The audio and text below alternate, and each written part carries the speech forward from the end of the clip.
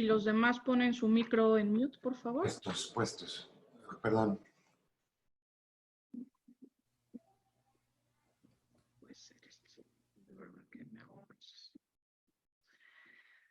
Pues buenas tardes, en nombre de la División de Estudios Internacionales del Centro de Investigación y Docencia Económica, CIDE, les doy la más cordial bienvenida al primer webinar de una serie de 5 sobre el mundo post-COVID-19 desde la perspectiva internacional. La COVID-19 ha tenido efectos significativos sobre la vida de miles de millones de personas en el mundo.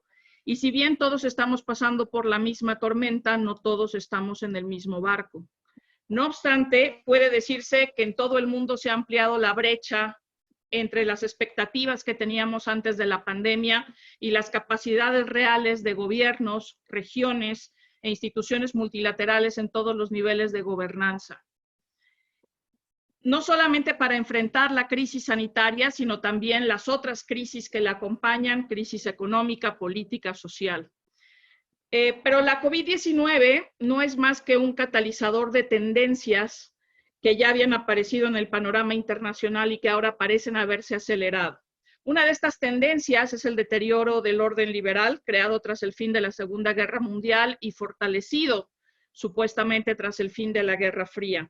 Sin embargo, hoy ese orden liberal muestra fisuras significativas y desde la llegada de Donald Trump a la presidencia de Estados Unidos, se ha vuelto evidente que ni siquiera sus preceptos básicos se pueden dar por sentados o como constantes de la realidad internacional. La pandemia también ha tenido efectos diferenciados en distintas regiones y procesos de integración regional. Hoy queremos pasar revista a las respuestas que han dado la Unión Europea, América del Norte y América Latina a este fenómeno sin precedente que hizo su aparición en cada una de ellas cuando ya por diversas razones presentaban retos significativos. Para este fin nos acompañan Marc Aspinwall, profesor investigador de la División de Estudios Internacionales del CIDE y experto en temas de América del Norte. Enrique Berruga, director general ejecutivo del Aspen Institute México y reconocido diplomático, analista y escritor. Lorena Ruano, profesora investigadora de la División de Estudios Internacionales del CIDE y experta en temas europeos. Y Natalia Saltalamacchia, profesora investigadora del Departamento de Estudios Internacionales del ITAM y experta en temas latinoamericanos. Gracias por compartir sus ideas y su experiencia con nosotros. Conforme avance la conversación, por favor, hagan sus preguntas en el chat en línea de este webinar y diríjanlas al experto de su preferencia. Al final seleccionaremos algunas para darle respuesta y nos disculpamos de antemano si no alcanzamos a contestarlas todas. Iniciamos la conversación con Enrique Berruga. ¿Cuál era el estado del multilateralismo antes de que hiciera su aparición la COVID-19 y por qué ha sido prácticamente imposible dar una respuesta multilateral a un fenómeno que por obvias razones no reconoce fronteras? Tiene 5 minutos. Gracias, Erika. Muy amables y mucho gusto estar aquí. Gracias al CIDE por la invitación. Veo aquí un buen grupo de amigos, conocidos, colegas en el grupo de espectadores. Muy buenas tardes. Bueno, iría yo de lo macro a lo micro, un poco en esto. En la medida en que hay una serie de pugnas en el tema de seguridad internacional, sobre todo la rivalidad que está ocurriendo entre China y Estados Unidos, eso se va decantando en una serie de instrumentos de la diplomacia multilateral. La parálisis que observamos previo a la crisis de la pandemia en el Consejo de Seguridad, casos de Siria, por ejemplo, uno muy evidente, esto se decanta de una manera muy clara en otros organismos y por tanto la cooperación ya estaba fracturada antes de la COVID. Por eso quizás se explica con facilidad que haya habido una especie como de concurso de culpas, de si es el China virus o de qué se trata esto, ¿no? Como lo mencionó ahora el presidente Trump en su discurso inaugural en la Asamblea General 75 de la ONU. Un discurso muy beligerante, precisamente porque están rotas esas posibilidades de cooperación entre las dos economías más grandes del mundo. A partir de ahí se decanta mucho en el resto de las regiones y en el resto del mundo lo que está ocurriendo. A querer o no, hay que reconocerlo, es una desgracia quizá para el sistema internacional, pero estamos viviendo una nueva era de alineamientos, igual que lo hubo en la etapa de la Guerra Fría, quizá mucho más forzada en la época de la Guerra Fría, pero hay una serie de alineamientos en el mundo con las dos principales potencias. Una muy replegada, Estados Unidos, replegada del entorno internacional, y una muy activa en su ingreso, digamos, en su incursión en las cuestiones globales, que es China. A diferencia de la...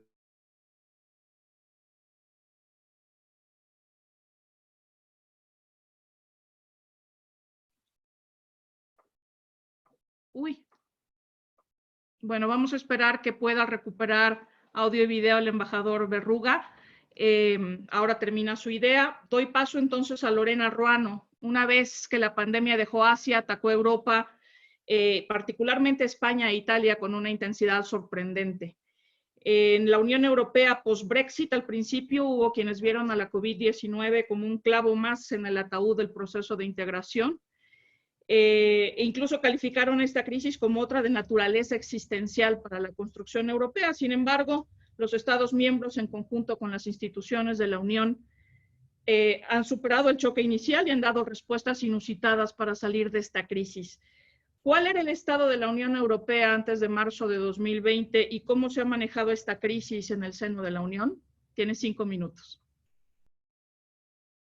Muchas gracias, Erika. Muchas gracias a todos los que nos acompañan hoy.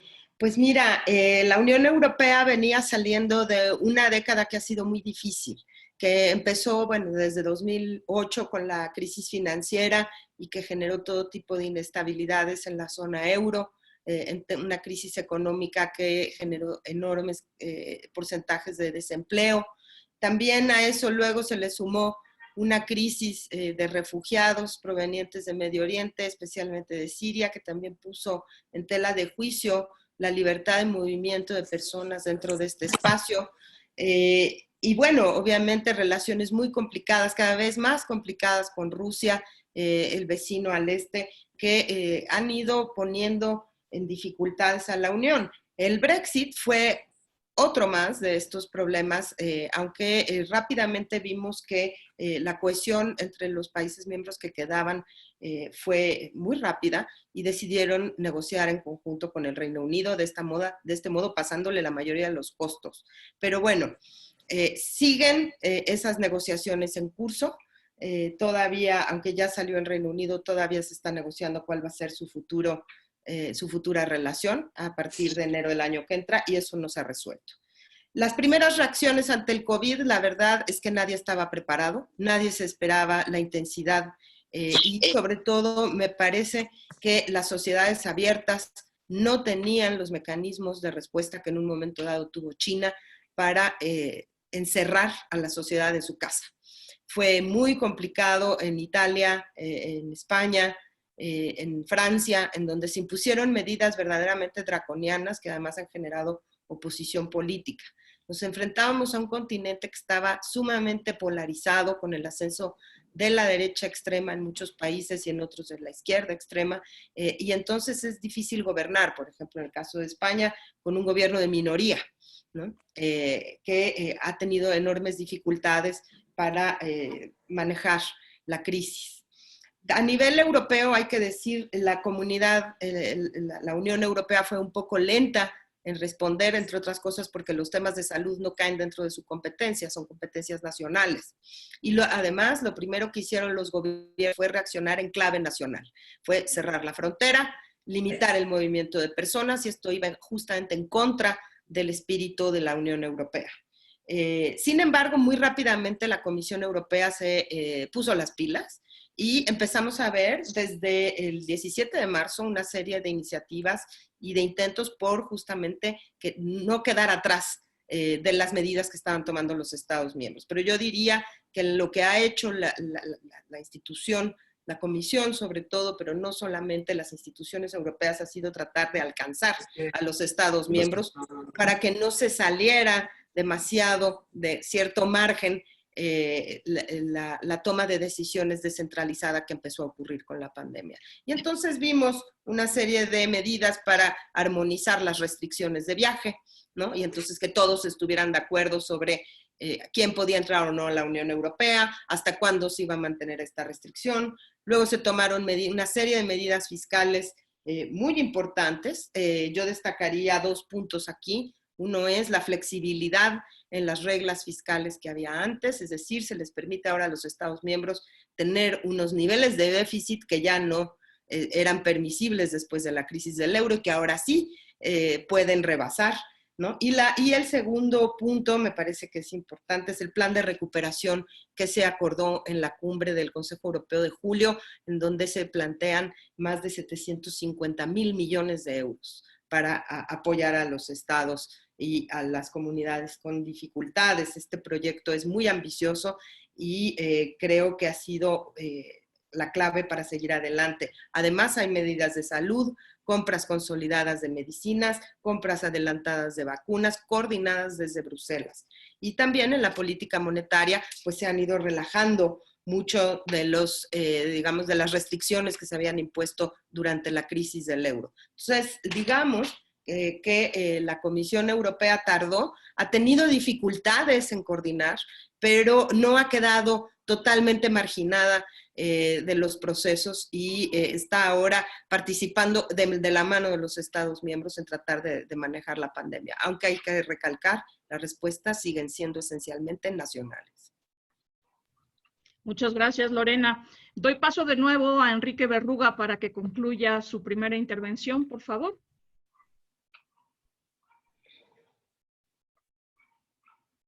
No, está apagado el micrófono.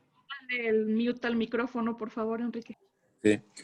No, que repito, no sé hasta dónde se alcanzó a escuchar lo que estaba yo diciendo, pero estaba señalando que sí se han dado una serie de alineamientos nuevos, forzosos, en el mundo, sobre todo por el factor económico. El proyecto de la ruta de la seda de China ha sido particularmente eficaz en esto. Pero tocando el tema central del seminario que nos convoca, Erika, me parece que el punto más importante a destacar es que las regiones cada vez existen menos. Es decir, es muy difícil de hablar de un enfoque regional. Pensemos simplemente en América Latina. Podemos hablar de un enfoque de regímenes o de estilo de regímenes, pero muy difícilmente podríamos hablar de que hay una postura, incluso una preocupación común, objetivos comunes de América Latina. En Europa, ya lo mencionó Lorena, probablemente es donde esté un poco más avanzado. En Medio Oriente tampoco veo que sea una región. La propia Liga Árabe tiene fuerzas centrífugas muy importantes. La unidad africana, pues no se diga. De por sí han tenido siempre esta fractura entre el Magreb y el resto, y el África subsahariana. Pero hoy día yo no lo veo. Por ejemplo, en América, pues vemos una cierta continuidad en cuanto a prácticas de combate al COVID entre Estados Unidos, México y Brasil, por ejemplo, con regímenes muy distintos, pero con una actitud hacia lo que sería la política, pues bastante similar. En la única parte donde yo en el tema de la pandemia vería una cierta homogeneidad es lo que podríamos hablar quizá del modelo asiático. Ahí sí ha habido, de por sí hay una práctica sanitaria, quizá por la misma demografía de la región, bastante más desarrollada que en otras partes del mundo, pero es el único sitio donde yo encontraría una cierta continuidad en el Asia. Finalmente diría yo que uno de los grandes retos que hay para el sistema multilateral es ver qué tipo de dentadura se le puede dar a los organismos especializados y qué tipo de financiamiento. Ahorita mismo, por sector o por tema, es como es más importante el mundo, más que por regiones.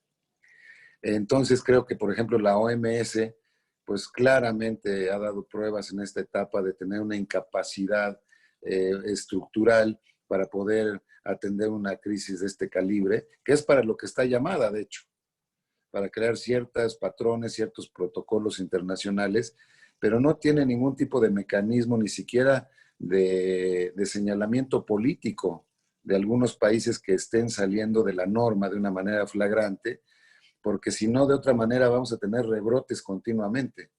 Es decir, aquí las manzanas tienen que estar todas sanas en el frutero, porque con una o dos que haya podridas nos echa a perder toda la frutería, ¿no? Entonces creo que es muy importante que la OMS sea revisada. Quizá no es el mejor momento ahora en medio de la pandemia, pero sí que sea un aliento lo que ha ocurrido en la experiencia de la pandemia para ver qué se va a hacer. Otro sería todos los organismos de Bretton Woods, es de llamar la atención lo paralizados que han estado en este momento. sea, es una crisis doble que tiene que ver mucho con la economía y no se observa una sola, que alguien levante la mano ni en el Banco Mundial ni en el Fondo Monetario Internacional.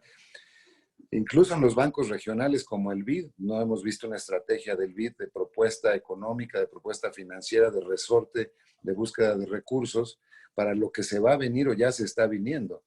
Así que ahí lo dejaría, pero creo que es muy importante señalar esto de la arquitectura mundial, cómo está en este momento en relación a la doble crisis que vivimos. Muchísimas gracias, Enrique. Ahora vamos a América del Norte, Marc Aspinwall. Creo que pocos observadores hubieran previsto que la COVID-19 golpeara con tal fuerza a dos de los miembros de América del Norte y particularmente que Estados Unidos encabezara la lista de contagiados y muertos por esta enfermedad. ¿Hay algo que no vieron los observadores, no vimos los observadores sobre América del Norte que iniciaba la década con un nuevo y revigorizado acuerdo, el TEMEC? En una región con tal nivel de integración comercial, ¿por qué no fue posible pactar medidas para no dañar tanto las cadenas de suministro y cadenas de valor? Tiene 5 minutos. Muchísimas gracias, Erika, por la invitación y la organización, y muy buenas tardes a todos. Sí, la respuesta corta es la falta de preparación y falta de seguimiento por parte de los gobiernos, y eso es en gran parte por el estilo populista de los líderes de México y Estados Unidos ahora mismo. Hablaste al principio de la tormenta que en la cual estamos todos. En gran parte la tormenta no es solamente de COVID, sino del gobierno del otro lado de la frontera, al norte. Y entonces esa fuente de problemas para México, para el mundo, es en gran parte porque no hemos podido reaccionar mejor en cierto respecto en cuanto al comercio. Pero déjame platicar un poquito de los 3 temas grandes de la relación, sobre todo entre México y Estados Unidos: el TEMEC y la implementación, el acuerdo, la negociación, el acuerdo y la implementación. La migración, no solamente de México, obviamente de Mesoamérica también hacia el norte, seguridad y crimen organizado, que son también temas de cooperación, de diálogo entre México y Estados Unidos. En este sentido, hemos tenido problemas con gobiernos ya populistas.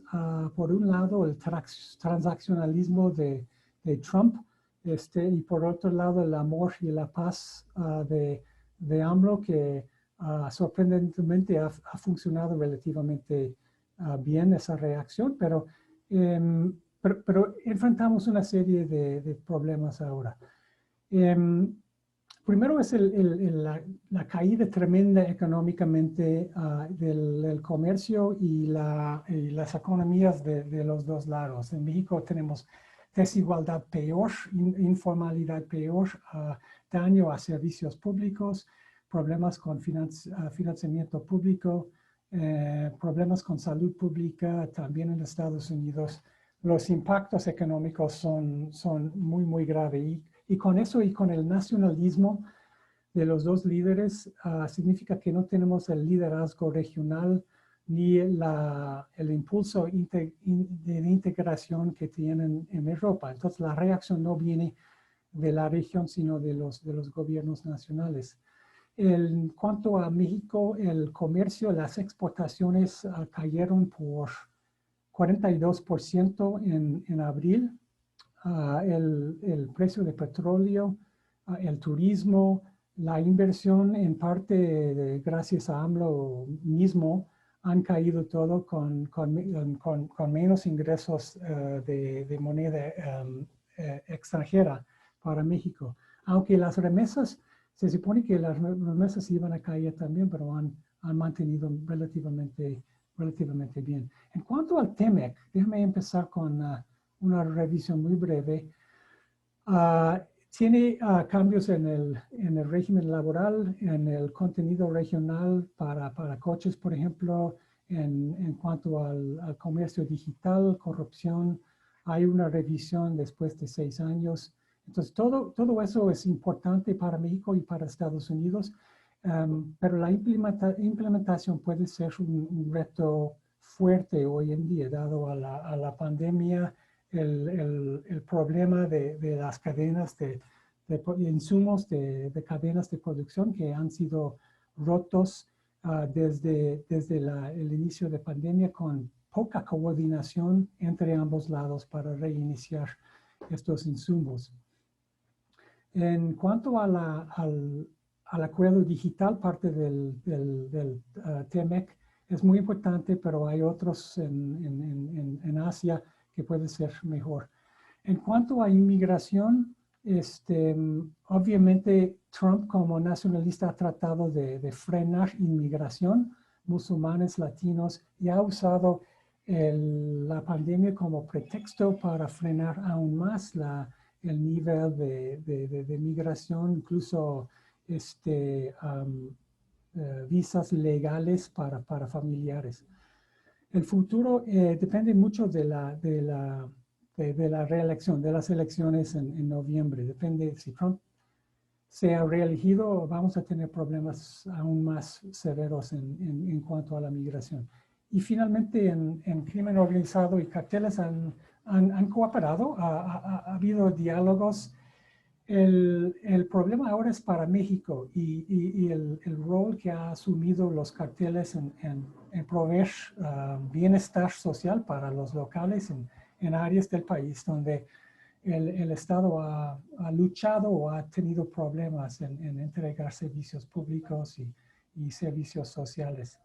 Necesitamos más y mejor cooperación respecto a la seguridad, pero quién sabe si lo vamos a tener. Entonces, yo termino con la idea de que tenemos presiones encontradas. Por un lado, mucho más nacionalismo, pero por otro lado, seguimos con fuerzas de globalización, sobre todo en tecnología digital, de la cual podemos platicar un poco más allá. Gracias, Erika. Muchas gracias, Marc. Natalia Saltalamacchia, llegamos ahora a América Latina. Sobre esta región creo que no había grandes expectativas de crecimiento, desarrollo o superación de las eternas desigualdades de la región. Pero la aparición de la COVID-19 nos ha traído situaciones tan graves como la de Brasil, la de Perú, la de México, por ejemplo, y no son las únicas. Desde la CEPAL se ha dicho que de por sí la región llegó mal parada a esta pandemia y que aunque las respuestas han sido variopintas, en su mayoría han sido insuficientes o inadecuadas para enfrentar este reto. ¿Cuál era, crees tú, la situación de la región en términos políticos, económicos y sociales y por qué la COVID-19 ha golpeado tan duro a América Latina? Tienes 5 minutos. Quita el mute de tu micrófono, Natalia, por favor. Gracias. Muchas gracias, Erika, por la invitación a este panel y al CIDE, por supuesto, por ser los anfitriones.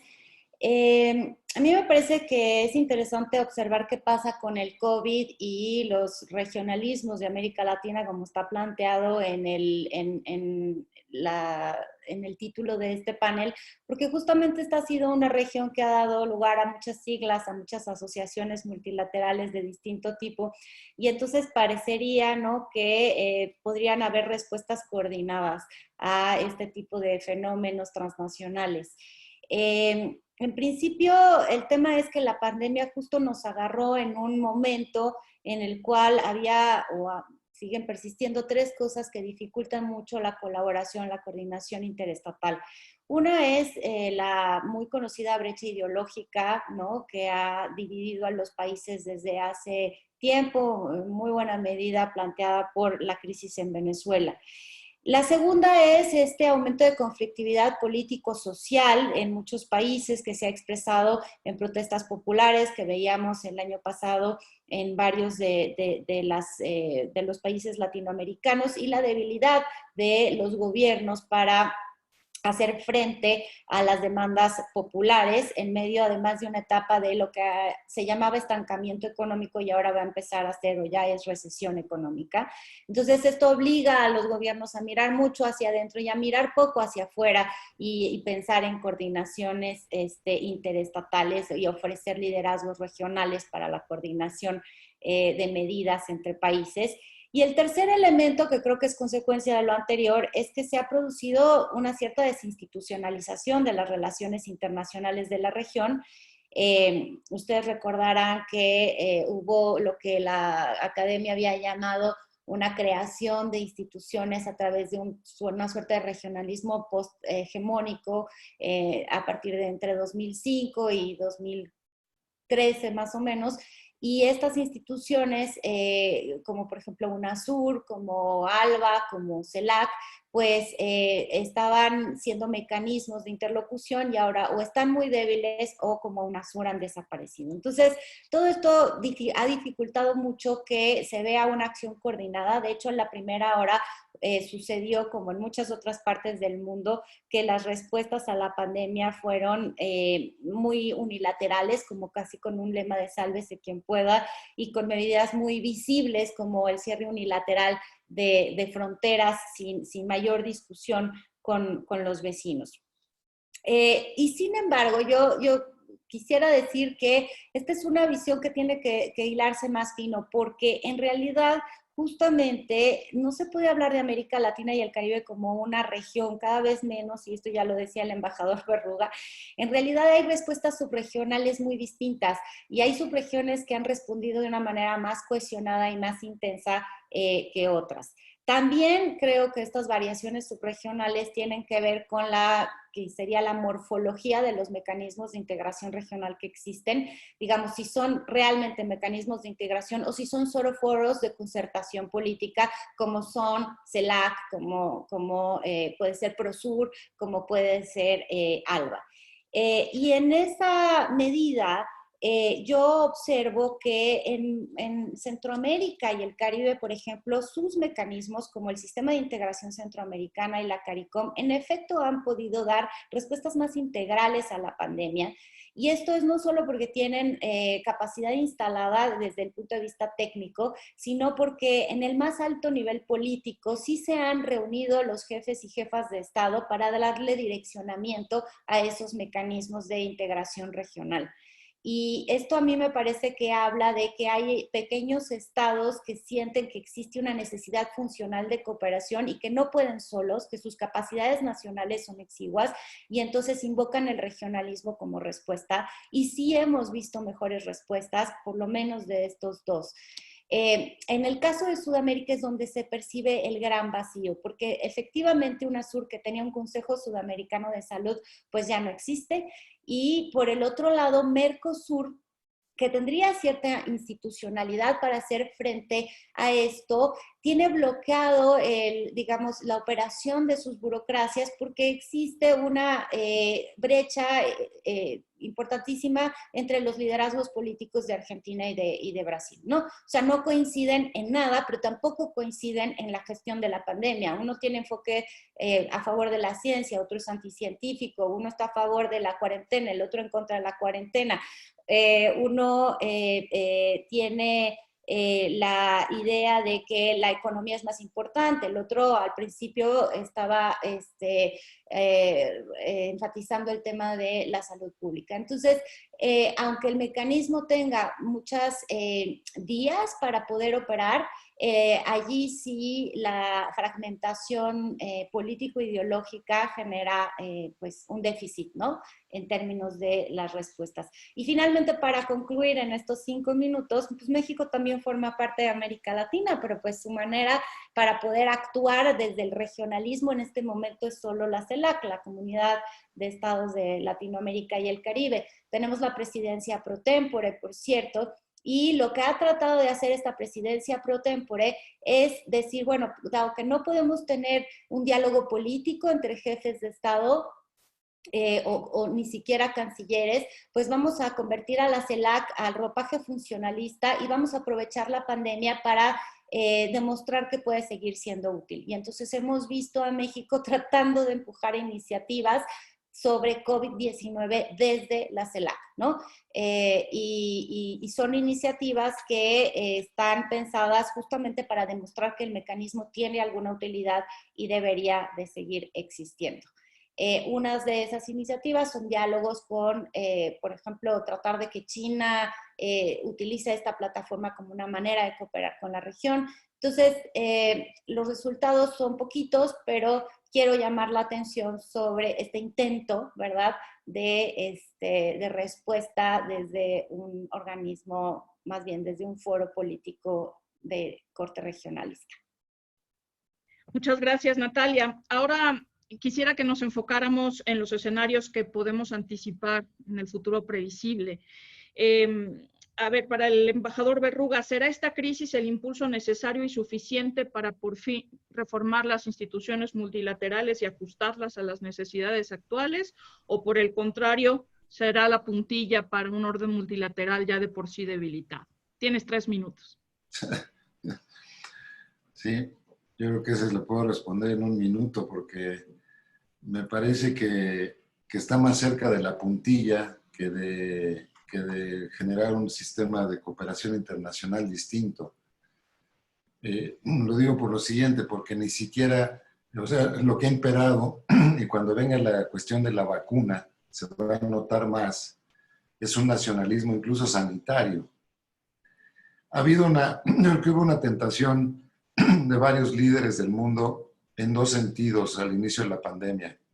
Uno, en mostrar que eran digamos, los campeones de la forma de atajar este problema, o bien ignorarlo. Ha habido ese tipo son las 2 reacciones principales. En cualquiera de los casos, lo que sí se ha acentuado mucho es el nacionalismo sanitario, el nacionalismo médico, digamos. Creo que se va a agudizar las fricciones internacionales cuando ya empiecen a fluir las vacunas, porque lo normal a esperar, creo que ahí no nos podemos sorprender nadie, es que la producción inicial de vacunas vaya a los nacionales de aquellos que inventaron o descubrieron la vacuna. Va a ser muy difícil, por más que haya iniciativas como una de México, por cierto, de que se comparta. Bueno, yo tengo 120 millones de habitantes en México, 130, y voy a dar 50 millones de vacunas a América Latina. Yo cocinan al presidente de la República ese día, ¿no? Que esté esperando que una vacuna, y por razones de solidaridad internacional, se va a entregar una cuota, una porción muy grande a otras. Los datos que se manejan es que en 1 año, si todas las diferentes farmacéuticas que están funcionando produjeran la vacuna al mismo tiempo, se lograría un total de 800 millones de vacunas. Es decir, más o menos el 10% de la población mundial. ¿Verdad? Perdón, sí, el 10% de la población mundial. De manera tal que creo que se va a agudizar las pugnas. Ya lo estamos viendo en la distribución de culpas, sobre todo entre China y Estados Unidos. Pero creo que ahí va a venir un problema más serio. Aquellos que estén ya vacunados van a operar de una manera absolutamente distinta a los que no estén vacunados. Entonces la brecha internacional se va a hacer mucho más profunda porque pues, creo que lo podemos vaticinar de una vez. Los menos vacunados del mundo serán los países más pobres del mundo también. Entonces esto va a generar una brecha mayor, va a generar problemas a futuro de migraciones masivas, ese tipo de cuestiones. Yo lo dejaría ahí, es un poco el escenario, es un poco dantesco, pero no lo veo de otra manera. De acuerdo, muchas gracias. Lorena, con las medidas que ha tomado la Unión Europea, ¿se garantiza su supervivencia en el mundo post-COVID-19 como proceso de integración? Tienes 3 minutos. No sé si se garantice, Erika, no tenemos garantía de nada en esta vida, pero sí me parece que da bastante esperanza ver que al menos ha habido una respuesta a nivel regional y que hay una serie de medidas, sobre todo para atajar la parte económica de la crisis, que yo creo que va a ser la que va a durar más con nosotros. Quizás se encuentre la vacuna, pero la crisis va a durar mucho tiempo y me parece que la Unión Europea ha sido muy clara y muy hábil. Ahora, que esto sea suficiente para resolver el problemón que se nos viene a todos encima, no lo sé. No sé cuántos billions hay que echarle a esto para que se resuelva. Pero sí es cierto que también, a pesar de estas medidas de refuerzo y de apoyo económico, pues hemos visto que se han brincado por los aires una serie de normas que están en la base de la Unión Europea, empezando por las normas de movilidad, siguiendo por los asuntos que mencioné de déficit y deuda. Yo no sé cómo le van a hacer en la zona euro con esta disparidad que va a haber. Vamos a volver a ver una reiteración de esa crisis. Y también han brincado por los aires todas las normas de subsidios estatales, que son una parte medular del mercado común, ¿no? El hecho de que de repente el gobierno alemán le dé no sé cuántos montones de millones a Lufthansa para rescatarla, lo mismo hizo Macron con Air France, pues, y bueno, y ha estado sucediendo todo el tiempo. Se han relajado una serie de normas y cuestiones que estaban en el centro del proyecto de integración y que mantenían al mercado unido, ¿no? También hay que decir que, bueno, dentro del presupuesto comunitario que se aprobó también de manera express, yo nunca había visto una negociación del presupuesto comunitario tan rápida. Normalmente es una bronca tremenda. Aquí lo que vimos fue que no solamente se aprobó, sino que se aprobó además este paquete de ayuda adicional, ¿no? Lo que sí vemos es que casi muchos de los recursos que estaban previstos para otras cosas ahora se están yendo a atacar el problema de la pandemia, ¿no? Y entonces se reducen los fondos que se pedía para atajar, que la Comisión había planteado originalmente para paliar, atajar el problema del cambio climático, se reducen los fondos de ayuda al desarrollo, entonces vamos a ver una Unión Europea pues menos cooperativa hacia el exterior, ¿no? Vamos a ver nuevamente esa manía que tiene la Unión Europea de ser introvertida y verse el ombligo se va a acentuar, ¿no? Y también me parece que es grave que en el presupuesto se corten fondos de investigación que promovían justamente la cooperación entre instituciones europeas para hacer investigación. Entonces la investigación se va a renacionalizar un poco, ¿no? Hay que decir, y esto no lo mencioné antes, pero me parece que es un punto importante, que la pandemia también acentuó la brecha que ya se venía abriendo de manera escandalosa con Estados Unidos, ¿sí? La reacción de Trump en la OMS y en otros mecanismos ha sido verdaderamente terrible, ¿no? Y los europeos, que se sienten los campeones del multilateralismo, pues realmente están muy decepcionados y están preocupados de ver que el liderazgo de Estados Unidos se pierde, ¿no? Afortunadamente, yo digo afortunadamente, Merkel y Macron se pusieron de acuerdo y creo que hay un liderazgo sólido, pero hay que tener en cuenta que el año que viene hay elecciones y se va Merkel, ¿no? Entonces eso, qué nervios. Y nada más yo quisiera cerrar diciendo que también los europeos han buscado otras formas de plurilateralismo, si lo quieres llamar de alguna forma, ¿no? En que no se utilicen las instancias tradicionales como Naciones Unidas o la OMS. Estoy pensando en esta alianza global por la vacuna, de la cual México incluso participó, ¿no? En donde ya los actores no son nada más los estados, sino que también está la fundación de Bill Gates, y están las farmacéuticas, y está la Comisión Europea, y está la propia OMS participando. Estamos viendo el nacimiento de una nueva forma de organización, o más bien aceleración. Se está acelerando esta nueva forma de organización a nivel internacional. De acuerdo, muchas gracias, Lorena. Marc, ¿cómo va a salir América del Norte de esta crisis multidimensional? ¿Será que este proyecto de integración de mínimos le servirá de algo? Tienes 3 minutos. Probablemente no va a servir mucho, pero va a salir de una forma u otra. El tema que ya está acordado en vigor, y yo creo que eso es el motor más importante para arrancar las economías de la región otra vez. Los políticos, sobre todo los presidentes, tenemos que ver qué pasa en noviembre, han sido parte del problema. necesitan más cooperación entre los tres países, pero necesitan enfocarse en competitividad, en productividad. Uno de los éxitos más importantes del Telecan originalmente, y luego vamos a ver con el TEMEC, ha sido el diálogo y la cooperación burócrata, el intermestic diálogo entre burocracias en ambos lados. Y vamos a ver, porque eso puede ser parte de la continuidad y mejoramiento de cooperación entre los dos países. Por ejemplo, en la coordinación entre cadenas de insumos para cadenas de producción que mencioné, muy importante tratar de evitar renacionalización o cambios en la producción para mantener la integración importante en sectores electrónico y automotriz entre los países. Pero eso va a necesitar más comunicación y cooperación. Yo destacaría también la parte digital. Hemos visto en un acuerdo más reciente entre Chile, Singapur y Nueva Zelanda, un acuerdo digital que es más complejo aún que la parte de TEMEC.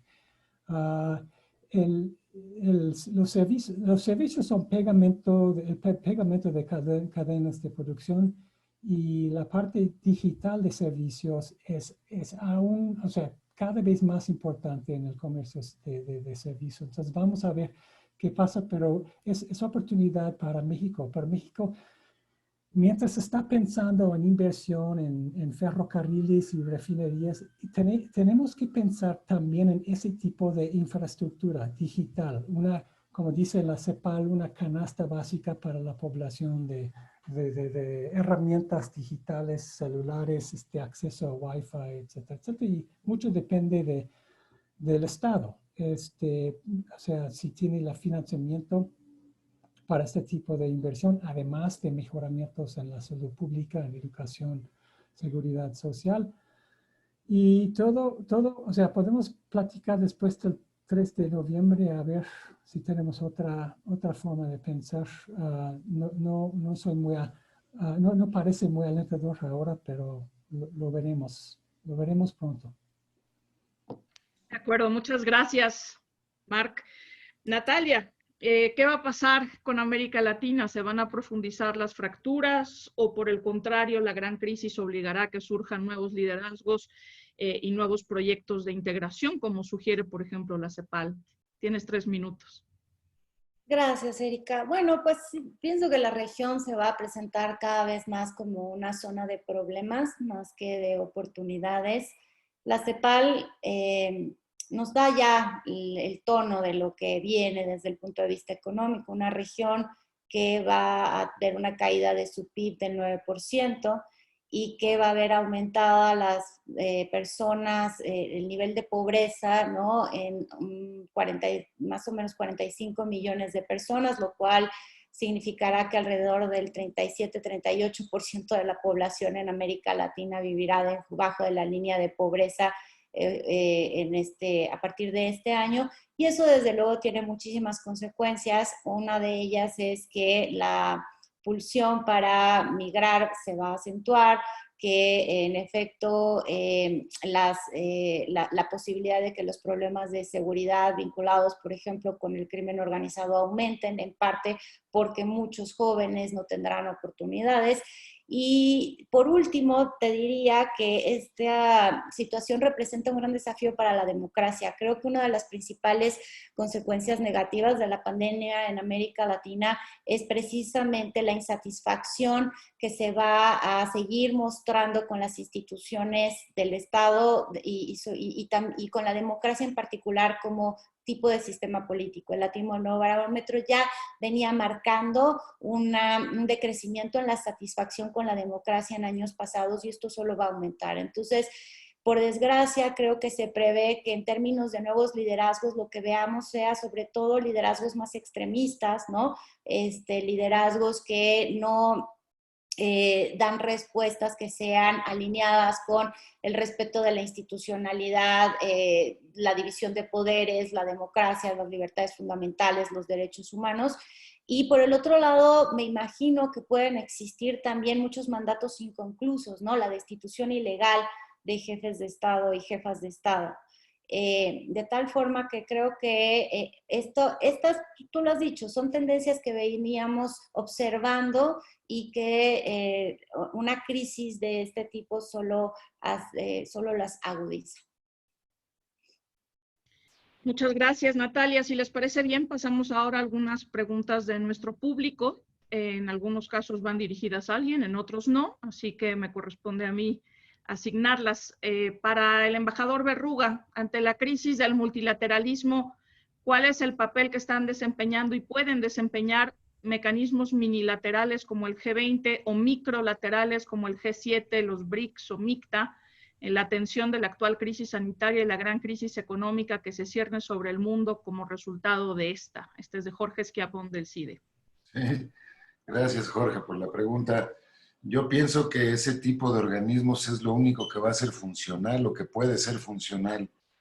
De hecho, el G20 es un organismo ad hoc que se creó precisamente después de la crisis del 2008, la crisis del subprime, para ver cómo las economías más grandes del mundo podían hacer algún tipo de sinergia y ejercicios conjuntos en o alineación de ciertas políticas.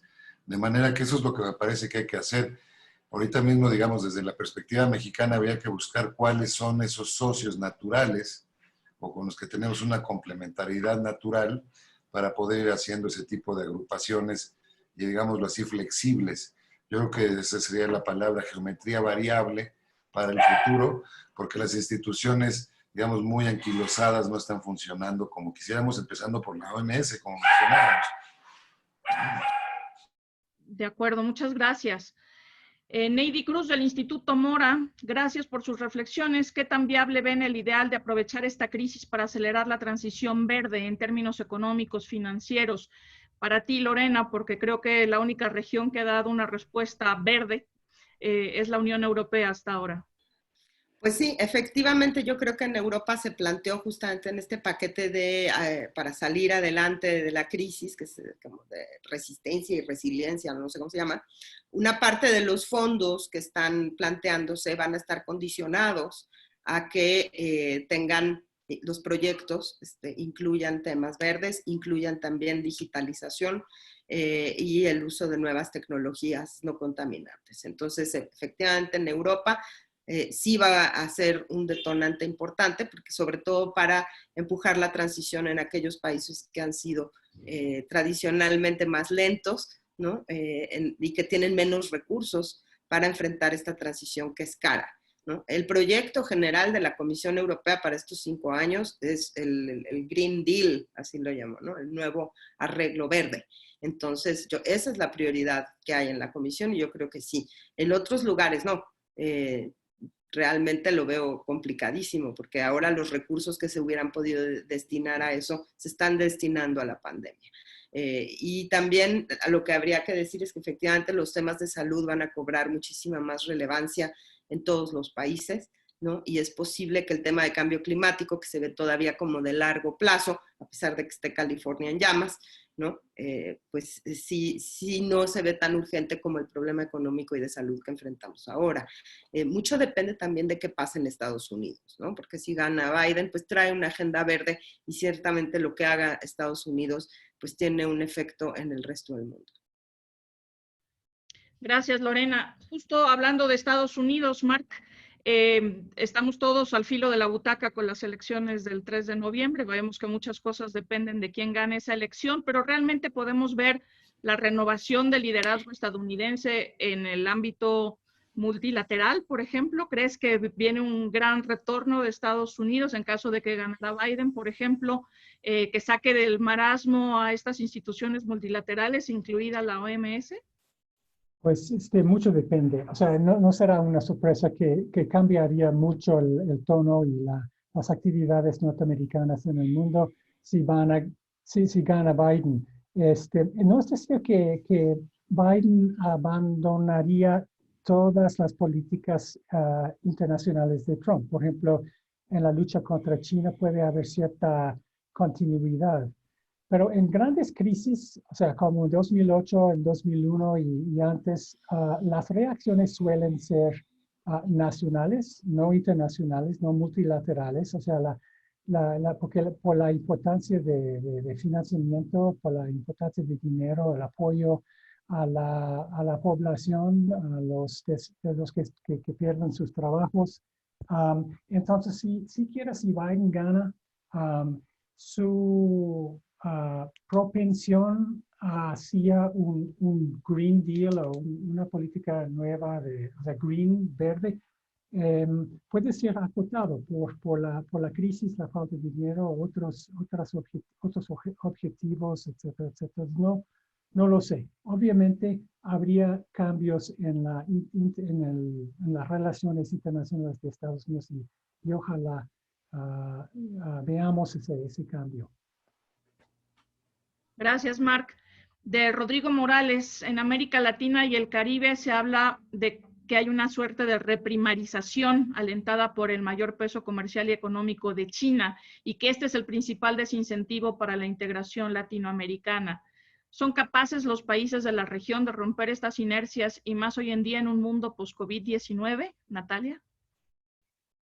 No, creo que Rodrigo tiene muy claro el diagnóstico y desde luego lo que está ocurriendo hoy en día, y lo vemos con Mercosur, en donde la verdad es que varios o sea, tanto Uruguay como Paraguay, como incluso Brasil, están pensando que sería mucho mejor romper con la idea de los aranceles comunes que en los sectores en donde todavía existen y dejar al Mercosur más como una plataforma que le permite a esos 4 países presentarse en el mundo con una etiqueta, pero que en realidad tendrían políticas comerciales bilaterales con otros países dependiendo de cuáles son sus propios intereses productivos. Y me parece que justamente esta situación nada más, digamos, enfatiza esa tendencia. Pero no sé, Erika, si estás de acuerdo con que le responda también a Mariana Flores, que hace una pregunta muy interesante sobre, ella dice, el intento de México por rescatar la CELAC cuenta como intento multilateral cuando no se busca el consenso, sino la imposición de una agenda desde México apoyada solamente por los pocos aliados que quedan en la región. Y a mí me parece interesante esta visión por el planteamiento, es decir, las decisiones que se toman en CELAC, en la estructura que hoy tiene, siguen siendo por consenso, por aclamación. En realidad, la agenda que se planteó es una agenda justamente totalmente apolítica, es una agenda de temas de cooperación sectorial, de cooperación que tiene que ver solo con cuestiones que no generen controversias políticas, y por eso ha podido avanzar. Entonces está el tema aeroespacial, está el tema de los resistencia a los antimicrobianos, este tipo de cuestiones. Esto a mí me lleva a pensar que en realidad pues las decisiones no son realmente una imposición, sino que es una agenda acordada a nivel de autoridades intermedias, y donde como no tienen que participar las otras autoridades, pues no existe una controversia y por eso ha podido avanzar. Esa sería mi respuesta, Mariana. De acuerdo. Pues nos vamos quedando sin tiempo, así que les pediría dar sus consideraciones finales en un minuto, cómo quisieran cerrar su participación en esta conversación. Enrique Berruga. Bueno, pues con una cuestión que me parece paradójica que estamos viviendo en el mundo, y creo que este seminario lo revela otra vez, son momentos en que debería de haber una gran unidad a nivel nacional, a nivel regional y a nivel internacional, porque pocas veces se nos presenta un enemigo común que no tiene, digamos, una nacionalidad específica como es un virus. Es como si hubieran llegado los marcianos, ahora sí, ¿verdad? Y que se supone que tendríamos una gran unidad frente a los marcianos. Bueno, curiosamente o irónicamente lo que está ocurriendo es exactamente lo contrario. Estamos viendo una pulverización de los esfuerzos una especie de sálvese quien pueda colectivo y mayor polarización en el espacio político. Hace un momento hablaba Natalia de los riesgos a la democracia en América Latina. No es la única región que está atravesando por este riesgo.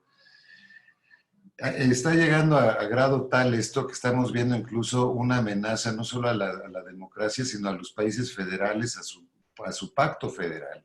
En México es clarísimo, en Estados Unidos es clarísimo, en Brasil es clarísimo. Cualquiera que tenga una configuración no centralista en este momento, salvo el caso alemán, diría yo, por ahí Lorena nos puede ilustrar mejor, me parece que están en una situación bastante grave. Y el siguiente paso, ¿cuál es? Pues la ciudadanización de esto, ¿no es cierto? Es decir, que se vea una especie de divorcio, como si la clase política del mundo estuviera leyendo unos periódicos que nadie más lee, ¿no? O que estuvieran viendo una realidad que no estamos viendo todos los demás. Entonces creo que sí estamos entrando en una etapa como de pulverización y polarización al mismo tiempo, prácticamente a todos los niveles de gobierno. Va a tener incluso incidencia, yo creo, en la cohesión nacional de muchos países. Creo que en México pues teníamos, bueno, una historia completa de no tener este tipo de situaciones en donde ahí parece que hubiera como 2 o 3 Méxicos de repente, ¿no es cierto? Entonces creo que son los retos grandes y pues lo dejo un poco como más en el tema de análisis que en una propuesta, pero creo que sí son elementos que tenemos que tomar en consideración para prevenir lo que viene. Gracias, Enrique. Lorena, un minuto. Nada más añadiría que pues los gobiernos autoritarios en Asia parecen haber sido más efectivos en manejar la pandemia, porque ahora no hablamos del pico de otoño en China, ¿no? Yo no sé si es porque no llega la información o porque efectivamente lograron manejar el virus, pero sí es cierto que los gobiernos de allá que están dispuestos a tomar medidas mucho más rudas contra los derechos humanos, han sido aparentemente más efectivos. Esto es también una amenaza a los sistemas democráticos. Me parece muy importante. Gracias. Gracias, Lorena. Marc. Gracias, Erika. Nada más yo enfatizaría el tremendo malestar político y social en Estados Unidos, amenazas a la democracia en Estados Unidos también, además de América Latina, el problema en Estados Unidos sobre las elecciones y la actitud de Trump hacia lo mismo es muy preocupante. Con una economía débil en México y un socio tan importante y tan dividido como Estados Unidos, estamos enfrentando tiempos muy raros y afortunadamente, por suerte, tenemos por lo menos un acuerdo que estamos en proceso de implementar entre los 3 países y puede ser parte de la ruta hacia el futuro. Es hacerlo bien el TEMEC y tratar de recuperar actividad económica y luego mejor cooperación y comunicación. Gracias. Gracias, Marc. Natalia. Sí, yo diría que es muy importante observar qué va a pasar en esta competencia estratégica entre Estados Unidos y China con respecto a América Latina. Creo que una parte de las consecuencias de la pandemia desde el punto de vista económico y también desde el punto de vista político se pueden jugar de manera distinta a partir de cuáles sean las señales que manden las grandes potencias hacia la región. En la parte política me parece muy importante lo que pasa en la elección en Estados Unidos.